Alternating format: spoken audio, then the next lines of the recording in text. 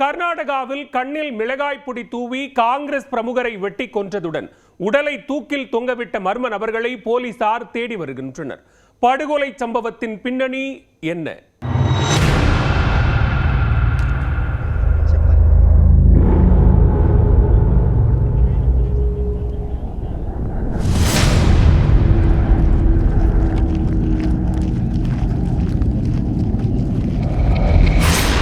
மாநிலம் கதக் மாவட்டம் ரோண்டோனி கிராமத்தில் வசித்து வந்தவர் 40 வயதான ஷரணப்பா சண்டிகவுடர்.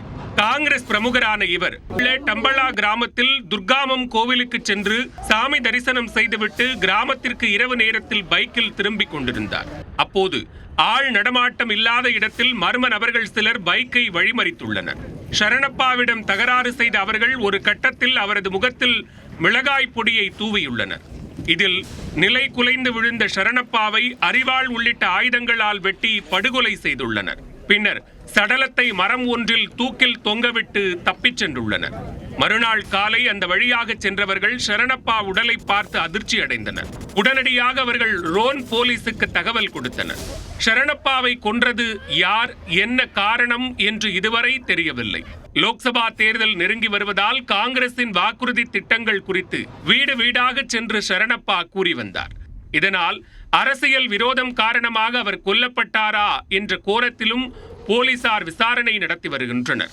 அதே நேரம் ஷரணப்பாவின் மனைவி அவருடன் ஏற்பட்ட கருத்து வேறுபாடு காரணமாக நீதிமன்றத்தில் விவாகரத்து கோரியுள்ளார். ஆனால் ஷரணப்பா விவாகரத்து கொடுக்காமல் இருந்து வந்ததால் இருவருக்குள்ளும் பல மாதங்களாக தகராறு இருந்து வந்துள்ளது.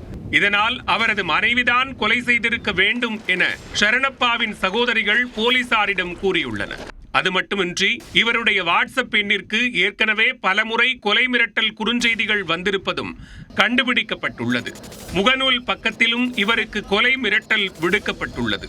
அது குறித்தும் போலீசார் விரிவான விசாரணை மேற்கொண்டுள்ளனர். விசாரணைக்கு பின் கொலைக்கான முழுமையான காரணம் தெரிய வரும் என்று எதிர்பார்க்கப்படுகிறது.